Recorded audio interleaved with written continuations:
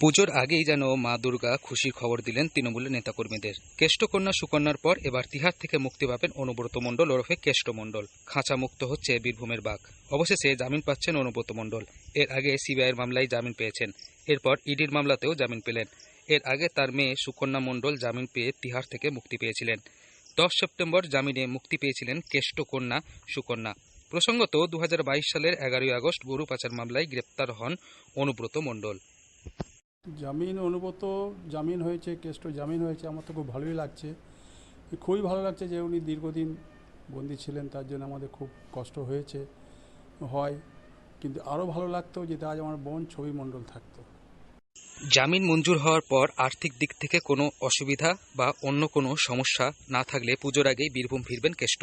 শুক্রবার দিল্লির rice avenue আদালত থেকে 10 লক্ষ টাকার ব্যক্তিগত বন্ডে জামিন পেয়েছেন তিনি। আর এই জামিনের খবর পেতেই একদিকে যেমন তৃণমূল ভবনে উচ্ছ্বাস, কোথাও খেলা হচ্ছে সবুজ আবির, কোথাও আবার খাসির মাংস দিয়ে দেদার চলছে ভুরিভোজ। সেই জায়গায় দাঁড়িয়ে আনন্দেই কেঁদে ফেললেন অনুব্রত মণ্ডলের শ্যালক বাপ্পা ঘোষ। তিনি জানান, তিহার থেকে ছাড়া পেলে সেখানে দেখা করতে যেতে না পারলেও বোলপুর ফিরলেই দেখা করবেন তিনি। আজ এই উৎসবের মেজাজ কিভাবে দেখছেন? আজকে এই উৎসবের মেজাজ আমি মনে করি ভালোই লাগছে, কিন্তু যারা এতদিন অনুব্রতর বিরোধিতা করেছে, অনুব্রতর যাতে অনুব্রত ছাড়া না পায় সেই চেষ্টা করেছে, তারা কিন্তু আজ অনুব্রতর পাশে আসার চেষ্টা করছে এবং তারা চিরদিন সুবিধাবাদী লোক, তার সুবিধা চাইছে এখন, এটা আমি মনে করি।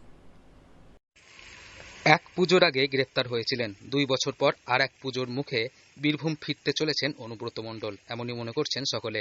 আর এই প্রসঙ্গে অনুব্রত মণ্ডলের স্ত্রীর দাদা জানান, গ্রেপ্তারের পরেও অনুব্রত তার নিজের দলের পদে অব্যাহত ছিলেন।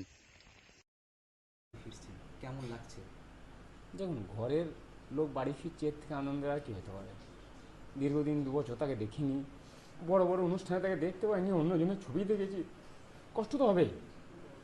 ওনার তো আপনার ছবিই দেখতে পাই নাই, অন্যজনের পেপারে ছবি দেখেছি, সে আজকে এই উদ্বোধন করছে। আজকে টোটাল বীরভূমটা তো উনি সাজিয়েছেন, উনি রাত দিন পরিশ্রম করে সব কিছুই তো উনি করেছেন, উনি অক্লান্ত পরিশ্রম করে গেছেন আজকে বীরভূমকে দাঁড় করাবার জন্য, বা যেখানে যেখানে তার নেতৃত্বে যা হয়েছে উনিই করেছেন, আর তো কেউ কিছু করেনি।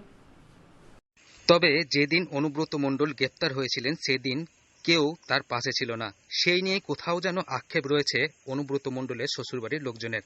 তবে সব মিলিয়ে বাবা এবং মেয়ে ফিরছেন পুজোর আগেই, আর সেই নিয়ে কার্যত খুশির হাওয়া তৃণমূল ভবন থেকে শুরু করে শ্বশুরবাড়ির লোকজন এবং অনুব্রতর আত্মীয় স্বজনদের মধ্যে। যেদিন জেল থেকে তিনি ছাড়া পাবেন সেদিন কি আনতে যাওয়ার, তাকে দেখা করতে যাওয়ার কোনো পরিকল্পনা না, আছে? দাদা আমার বড়দা আমার চোখ অপারেশন করেছে, আপনাদেরকে বললাম। আর দাদার যে ছেলে, ও একটু অসুস্থ, ঠিক আছে, দাদাকে দেখতে হয়, ভাইপোকেও দেখতে হয়, হ্যাঁ, বাড়িতেও দেখতে পাচ্ছেন বাড়ির কী অবস্থা, ঠিক আছে, সব কিছু দেখতে হয়। এই যেমন দোকানের দাদাকে দিয়ে আসবো, আবার নিয়ে আসবো, আজকেও ডাক্তার দেখিয়ে নিয়ে এসেছি। উনি যখন আসবেন তখন বাড়ি গিয়ে দেখা করব। আপনার নাম আর পরিচয়? আমার নাম বাপ্পা ঘোষ, আমি ওনার সন্তান। বীরভূম থেকে সৌভিক রায় রিপোর্ট, লোকাল 18 বাংলা।